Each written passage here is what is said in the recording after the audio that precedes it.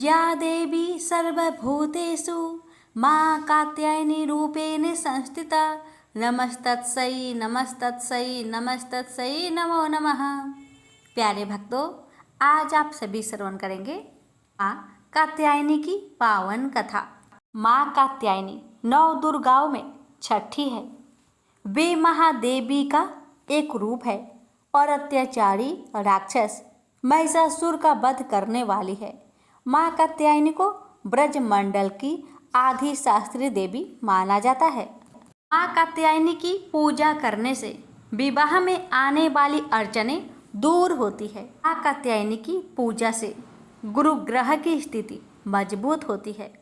मां कात्यायनी की पूजा से शत्रुओं का भय खत्म होता है और इसके साथ साथ सेहत संबंधी परेशानियां भी दूर होती है। मां कात्यायनी की पूजा से अर्थ, धर्म, काम और मोक्ष की प्राप्ति होती है। पूजा से मनचाहा जीवन साथी भी प्राप्त होती है। की कृपा से दाम्पत्य जीवन भी सुखमयी बनता है। कात्यायनी की पूजा से कुंडली में बृहस्पति मजबूत होता है। मां कात्यायनी को शहद का भोग लगाने से सुंदरता की प्राप्ति होती है। मां कात्यायनी को गुलहड़ या लाल रंग का फूल अर्पित करना चाहिए। मां कात्यायनी का पूजा के समय लाल रंग के कपड़े पहनने चाहिए। अब आइए प्यारे भक्तों, हम श्रवण करते हैं मां कात्यायनी की कथा। नवरात्रि में छठे दिन मां कात्यायनी की पूजा की जाती है। इनकी उपासना और आराधना से भक्तों को बड़ी आसानी से अर्थ, धर्म, काम और मोक्ष चारों फलों की प्राप्ति होती है। उसके रोग, शोक, संताप और भय नष्ट हो जाते हैं। जन्मों के समस्त पाप भी नष्ट हो जाते हैं। इस देवी को नवरात्रि में छठे दिन पूजा जाता है। कात्याय गोत्र में विश्व प्रसिद्ध महर्षि कात्यायनी ने भगवती परम्बा की उपासना की, कठिन तपस्या की। उनकी इच्छा थी कि उन्हें पुत्री प्राप्त हो। माँ भगवती ने उनके घर पुत्री के रूप में जन्म लिया, इसलिए यह देवी कात्यायनी कहलाई। इनका गुण शोध कार्य है, इसलिए इस वैज्ञानिक गुण में कात्यायनी का महत्व सर्वाधिक हो जाता है। इनकी कृपा से ही सारे कार्य पूरे हो जाते हैं। जे बैद्यनाथ नामक स्थान पर प्रकट होकर पूजी गई माँ कात्यायनी अमोघ फलदायिनी है। भगवान कृष्ण को पति रूप में पाने के लिए ब्रज की गोपियों ने इन्हीं की पूजा की थी। यह पूजा कालिंदी यमुना के तट पर की गई थी, इसलिए ये ब्रजमंडल की आदि शास्त्रीय देवी के रूप में प्रतिष्ठित है। इनका स्वरूप अत्यंत भव्य और दिव्य है। ये स्वर्ण के समान चमकीली है और भाव स्वर है। इनकी 4 भुजाएं हैं। दाई तरफ का ऊपर वाला हाथ अभय मुद्रा में है तथा नीचे वाला हाथ वर मुद्रा में है। माँ के बाई तरफ के ऊपर वाले हाथ में तलवार है व नीचे वाले हाथ में कमल का फूल सुशोभित है। इनका वाहन भी सिंह है। इनकी उपासना और आराधना से भक्तों को बड़ी आसानी से अर्थ, धर्म, काम और मोक्ष चारों फलों की प्राप्ति होती है। उसके रोग, शोक, संताप और भय नष्ट हो जाते हैं। जन्मों के समस्त पाप भी नष्ट हो जाते हैं। इसलिए कहा जाता है कि इस देवी की उपासना करने से परम पद की प्राप्ति होती है। प्रेम से बोलिए कात्यायनी माता की जय। सारे भक्तों, अब श्रवण करें महिषासुर मर्दिनी की पावन कथा। प्राचीन समय की बात है। महाराज धनु के 2 पुत्र थे। उनके नाम रंभ और करम्भ थे। उन दोनों की बड़ी प्रतिष्ठा थी। वे दोनों संतानहीन थे, अतः पुत्र प्राप्ति के लिए तपस्या करने लगे। उन्होंने कई वर्षों तक तपस्या की। पंचनंद के पावन जल में तपस्या आरंभ हुई। रंभ जल के अंदर दुष्कर तप करने लगा। रंभ परसष्ट दूध वाले बट वृक्ष के नीचे गया और पंचागिन की व्यवस्था करके तपस्या में लीन हो गया। जब रंभ पंचागिन तपता हुआ साधन में तत्पर हो गया, तब उन दोनों दैत्यों की स्थिति का पता लगने पर सचीपति इंद्र बहुत ही दुखी हो गए। वे स्वयं पंचनंद पहुँचे। ग्राह का भेष धारण करके उन्होंने जल में प्रवेश किया तथा तपस्या में निमग्न कर्म के पैर पकड़ लिए। उनके इस प्रयास से दुराचारी कर्म की जीवन लीला समाप्त हो गई। अपने भाई का मरण सुनकर रंभ के क्रोध की सीमा न रही। उसके मन में ऐसी इच्छा उत्पन्न हुई कि अपना मस्तक अग्नि को भेंट कर दूं। अतः उसने सहसा बाएं हाथ से अपने सिर की चोटी पकड़ ली और दाएं हाथ से तीखी तलवार लेकर मस्तक को सर से अलग कर देना चाहा। इतने में ही उसे समझाने के लिए अग्निदेव वहां प्रकट हो गए। अग्निदेव ने कहा, दैत्य, तुम में बड़ी मूर्खता भरी हुई है। अभी तो अपना मस्तक काटने को तैयार हो गए हो। भला आत्महत्या जैसे अत्यंत अधम कर्म में तुम्हारी प्रवृत्ति कैसे हो गई? तुम्हारा कल्याण हो, उससे वर मांग लो। मन में जो भी इच्छा हो मांग सकते हो। अग्निदेव की बात सुनकर रंभ ने कहा, देवेश, यदि आप प्रसन्न हैं तो मुझे अभिष्ट वर देने की कृपा कीजिए। मैं तीनों लोकों पर विजय पाने वाला पुत्र चाहता हूँ, इसको देवता, दानव और मानव कोई भी किसी प्रकार पराजित ना कर सके। वही अपनी इच्छा के अनुसार रूप धारण कर सके, उसमें असीम शक्ति हो। अग्निदेव ने कहा, ठीक है, तुम्हारी अभिलाषा पूर्ण होगी। महाभाग रंभ, जिस सुंदरी भार्य पर तुम्हारा मन टिक जाए उसी के गर्भ से महान पराक्रमी पुत्र तुम्हें प्राप्त होगा। अग्निदेव की बातें सुनकर रंभ ने उनके चरणों में मस्तक झुकाया और अपने स्थान की ओर चल दिया। रंभ का स्थान संपूर्ण समृद्धियों से संपन्न था। वहाँ अनेक यक्ष मौजूद थे। भावनापन राक्षस तो था ही, भाव से एक महर्षि पर उस दानव की दृष्टि पड़ गई। उस समय वह भैंस भी जवानी के मद में चूर थी। रंभ उस पर आसक्त हो गया। होनी बड़ी प्रबल होती है, उसके वीर्य से वह महिषी गर्भवती हो गई। उसी समय एक दूसरा भैंसा उस भैंसे पर टूट पड़ा। अतएव उस भैंसे को मारने के लिए रंभ स्वयं सामने आ गया और उस पर झपटा। वह बलवान भैंसा भी कामांध था। उसने तुरंत अपने नुकीले सींगों से रंभ को चोट पहुंचानी शुरू कर दी। इससे वह दानव मूर्छित होकर भूमि पर गिर पड़ा और उसके प्राण शरीर से अलग हो गए। अपने स्वामी रंभ के मर जाने पर वह बेचारी महिषी भय से अत्यंत घबराकर वहां से भाग चली। वह वेग पूर्वक एक बट वृक्ष के नीचे जाकर यक्षों की शरण में गई। उसके पीछे लगा हुआ वह भैंसा भी वहां पहुंच गया। बल के अभिमान में तो वह चूर था ही। यक्षों ने देखा कि वह महिषी अत्यंत कातर होकर आंखों से आंसू गिरा रही है और भय से उसका कलेजा कांप रहा है। साथ ही पीछे दौड़कर आता हुआ भैंसा उन्हें दिखाई दिया। अतः उस महिषी की रक्षा करने के लिए यक्ष उस भैंस का सामना करने के लिए तत्पर हो गए। अब उस भैंसे के साथ उन यक्षों का युद्ध छिड़ गया। यक्ष बाण बरसाने लगे। एक बाण ऐसा लगा कि उससे आहत होकर भैंसा तुरंत प्राणहीन होकर पृथ्वी पर गिर पड़ा। रंभ यक्षों का परम प्रेमी था, अतः उन्होंने उसकी लाश लेकर दाह संस्कार करने के लिए चिता पर रख दी। पति के शरीर को चिता पर देखकर महिषी का मन में भी निश्चित विचार हो गया कि मैं भी पति के साथ सती हो जाऊं। यक्षों के रोकते रहने पर भी उसके विचार में परिवर्तन नहीं हुआ। वह जलती हुई चिता में बैठ गई। ने अपने प्रेमी पति को हृदय से चिपका लिया। उसी समय चिता के मध्य भाग से महाबली महिषासुर निकल आया। पुत्र पर कृपा करने वाला स्वयं रंभ भी एक दूसरा शरीर धारण करके रक्तबीज के रूप में चिता से निकला। यो महिषासुर और रक्तबीज, इन दोनों की उत्पत्ति महाबली रंभ से हुई। तदंतर मुख्य दानव एकत्रित हुए और उन्होंने महिषासुर को ही वहाँ की राजगद्दी पर अभिषिक्त कर दिया।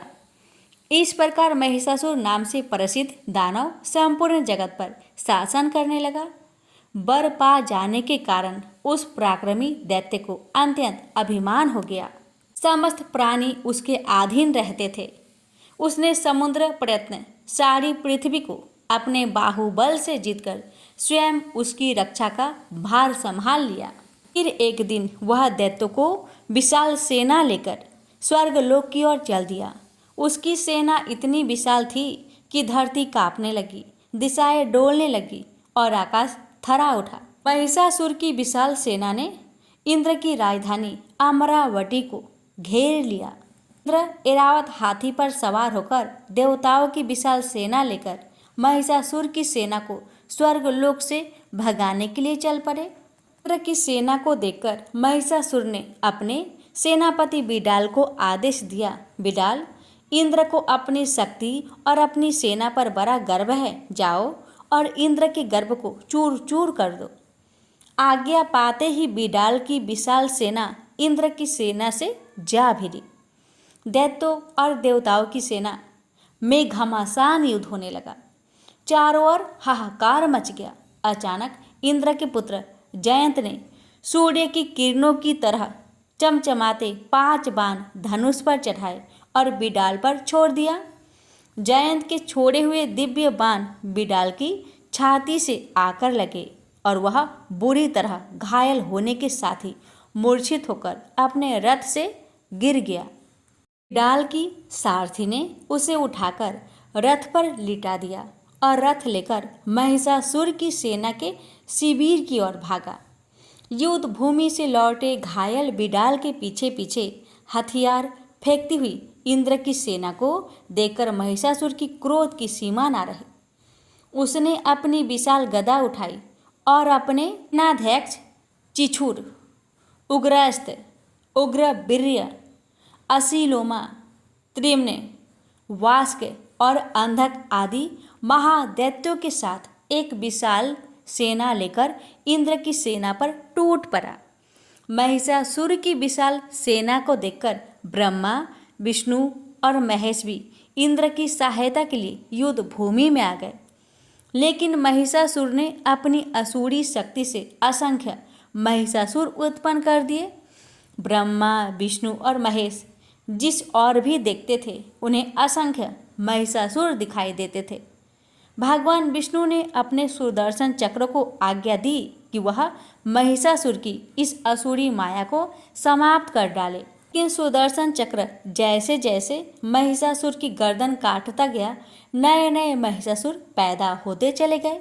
यह देखकर ब्रह्मा, विष्णु और महेश अपने अपने स्थानों को चले गए। ब्रह्मा, विष्णु और महेश के जाते ही इंद्र और उनकी सेना के पांव उखड़ गए। देव सैनिक अपने प्राण बचाकर भागने लगे।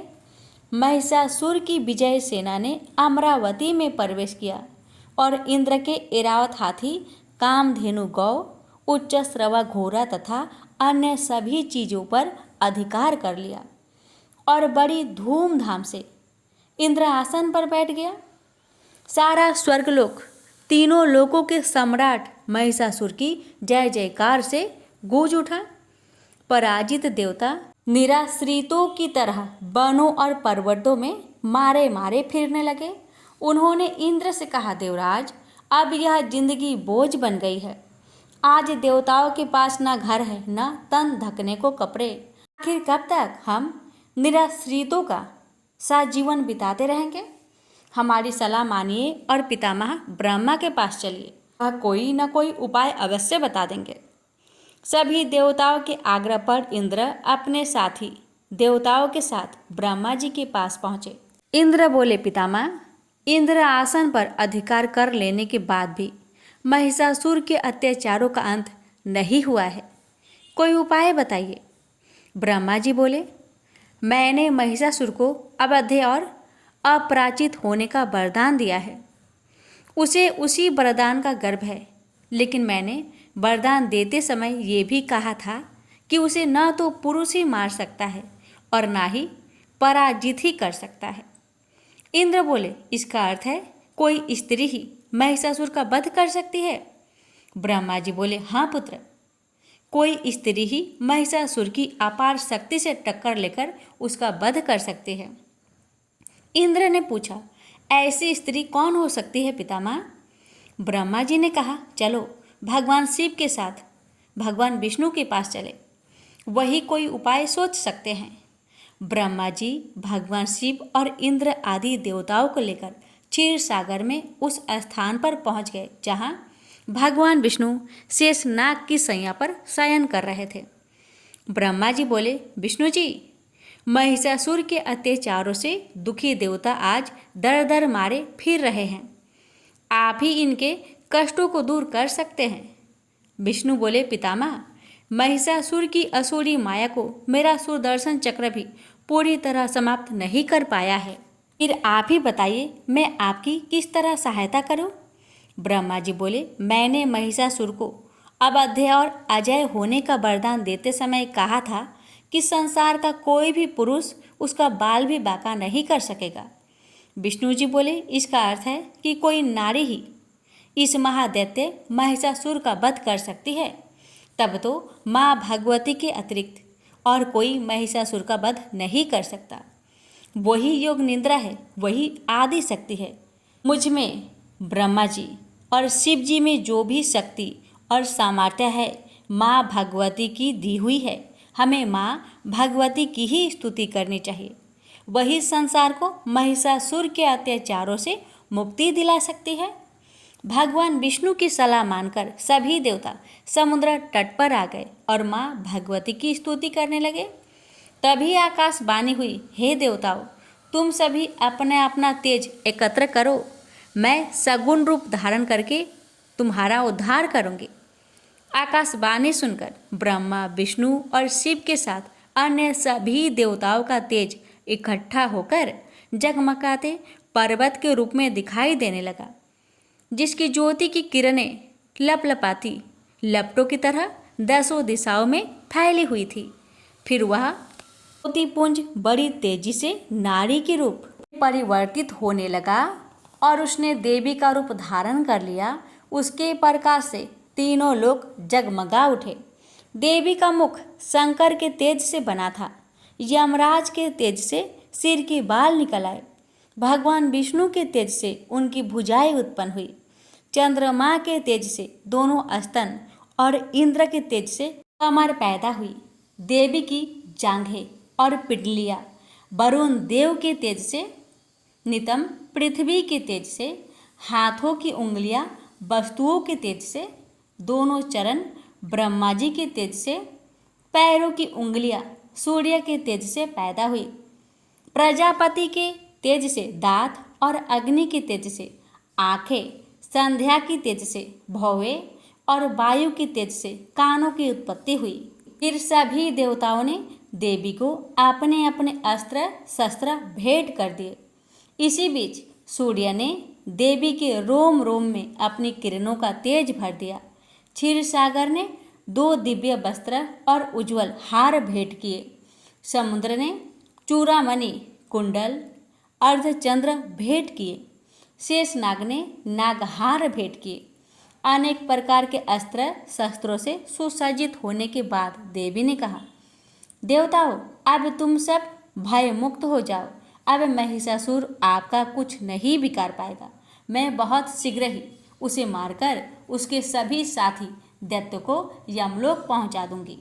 तुम जो कुछ खो बैठे हो तुम्हें प्राप्त हो जाएगा। यह कहकर माँ भगवती ने इतनी जोर से अट्टहास किया कि 10 दिशाएं, पृथ्वी और आकाश थर्रा उठे। दानव भयभीत हो उठे और अभिमानी महिषासुर देवी की भयंकर गर्जना सुनकर क्रोध से तमतमा उठा। बोला, हजारों बादलों की गर्जना जैसी भयंकर आवाज किसकी थी?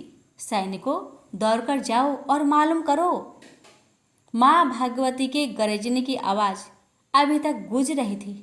उस गूंज का पीछा करते हुए महिषासुर के सैनिक उस स्थान पर पहुंच गए जहां माँ भगवती अपने सिंह के साथ बैठी थी। उस देवी को देखकर महिषासुर के सैनिक भागे भागे महिषासुर की राजसभा में आए। उन्हें देख महिषासुर ने पूछा, कुछ पता चला है सैनिकों? वह आवाज किसकी थी? सैनिक बोले, महाराज, निकट ही पर्वत पर एक ऊंची चट्टान पर एक बहुत ही सुंदर स्त्री बैठी हुई है। हालांकि वह तरह तरह के अस्त्रों शस्त्रों से सुसज्जित है, लेकिन उस जैसी सुंदर स्त्री तीनों लोकों में दूसरी नहीं मिलेगी। वह तो आपके राजभवन की शोभा के ही योग है। सैनिकों की बात सुनकर महिषासुर ने अपने सेनापति चिछुक को आदेश दिया, सेनापति जाओ और उस स्त्री को सम्मान सहित यहाँ ले आओ। आज्ञा पाकर सेनापति चिछुक सैनिकों के साथ लेकर माँ भगवती के पास पहुंचा। बोला, सुंदरी, आप इस निर्जन वन में अकेली क्यों बैठी हैं? आपको तो दैत्यराज महिषासुर की महारानी होना चाहिए था, जो इस समय तीनों लोकों के स्वामी हैं। माँ भगवती गुस्से से तमतमाकर बोली, महादैत्य चिछुक, मैं महिषासुर की अभिमान को चूर चूर करके उसे यमलोक पहुंचाने के लिए यहाँ आई हूँ। जाकर महिषासुर से कहो कि वह मुझसे युद्ध करे। चिछुक ने आकर माँ भगवती का संदेश महिषासुर को सुनाया तो वह क्रोध से तलमलाकर बोला, सेनापति चिछुक, अपने साथ एक विशाल सेना लेकर जाओ। मेरा विचार है कि वह सुंदरी उस सेना को देखते ही भयभीत हो उठेगी और चुपचाप तुम्हारे साथ चली आएगी। आज्ञा पाकर चिछुक दैत्यों की एक विशाल सेना लेकर माँ भगवती के निकट पहुंचा तो उस भयंकर सेना को देखकर डरने की बजाय माँ भगवती ने अपना धनुष उठाया और इतनी तेजी से बाण बरसाने लगी कि चिछुक और उसके सैनिक अपने अपने हथियार हाथों में भी ना ले सके। माँ भगवती की भीषण बाण वर्षा से असंख्य दानव सैनिकों को मौत के घाट उतार दिया। उसमें सेनापति चिछुक भी शामिल था। अपने सेनापति के मरते ही बचे खुचे सैनिक अपने अपने अस्त्र शस्त्र फेंककर भाग छूटे और महिषासुर के पास आकर बोले, महाराज, वह स्त्री कोई साधारण स्त्री नहीं है। उसने हमारे सैनिकों को अपने शस्त्र निकालने तक का अवसर नहीं दिया और इतनी तेजी से ऐसी भीषण बाण की वर्षा कर दी कि हमारी 3/4 सेना नष्ट हो गई। सेनापति चिछुर भी युद्ध में मारे गए। चिछुर की मृत्यु का समाचार सुनकर महिषासुर का क्रोध और भी भड़क गया। उसने अपने 2 सेनापतियों को आदेश दिया, सेनापति बाष्कल और सेनापति दुर्मुख, अपनी अपनी सेना लेकर जाओ और उस स्त्री को या तो यहाँ आने पर विवश कर दो या फिर मार डालो। महासेनापति चिछुर के वध का उससे बदला लेकर ही आना। आज्ञा पाकर दोनों सेनापति अपनी अपनी सेनाओं के साथ माँ भगवती के साथ युद्ध करने के लिए गए, लेकिन उनका तथा उनकी सेनाओं का भी वही हाल हुआ जो हाल चिछुर की सेना का हुआ था। हर बार पराजय के समाचार सुनकर महिषासुर का क्रोध चरम सीमा पर पहुंच गया। उसने अपने भी सेनापतियों को साथ लिया और असंख्य सैनिकों को साथ लेकर युद्ध भूमि की ओर चल दिया। तो भूमि में पहुंचकर उसने माँ भगवती से कहा, सामान्य सैनिकों को मारकर तेरा घमंड बढ़ गया है, लेकिन तू अब सावधान हो जा, तेरा काल तेरे सिर पर मंडरा रहा है। फिर भी यदि तू मेरी महारानी के रूप में मेरे राजभवन में चलने के लिए तैयार हो तो मैं तुझे क्षमा कर सकता हूँ। देवी भगवती बोली, युद्ध में क्षमा कायर मांगते हैं, ले संभाल मेरा बार। मैं तुझे तेरी समूची सेना और तेरे बचे खुचे सैनिकों सहित अभी समाप्त कर देती हूँ। देवलोक और पृथ्वी पर अधिकार करके तूने देवताओं और मनुष्यों को जितने दुख दिए हैं, मैं उतने ही बाणों से तेरे शरीर को बेध दूंगी। यह कहते ही देवी ने महिषासुर पर बाणों की वर्षा आरंभ कर दी। उनका सिंह भी क्रोधित हो उठा और दहाड़ता हुआ दानव सेना पर टूट पड़ा। देवी ने अपने ही रूप के अनेक गण उत्पन्न किए। युद्ध भूमि में चारों ओर देवियां ही देवियां दिखाई देने लगी। वे भयंकर गर्जना करते हुए दानव का संहार करने लगी। अपनी सेना का इतनी तेजी से संहार होते देख महिषासुर ने उससे दांत पीसते हुए भैंसे का रूप धारण कर लिया और देवी के गणों पर टूट पड़ा। लेकिन जब देवी के गणों का वह कुछ न बिगाड़ सका तो देवी के सिंह की ओर बढ़ा। देवी बोली, महिषासुर, तेरी अंतिम घड़ी निकट आ चुकी है।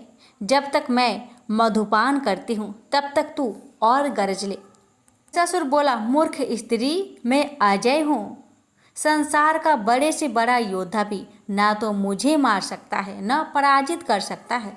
जैसी स्त्री में भला इतनी सामर्थ्य कहाँ जो तीनों लोकों के स्वामी महिषासुर से टक्कर ले सके।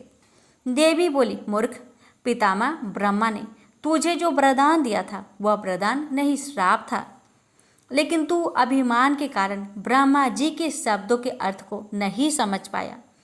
उन्होंने अस्पष्ट शब्दों में तुझे बता दिया था कि तेरी पराजय और मृत्यु पुरुष के हाथों से नहीं, स्त्री के हाथों से होगी।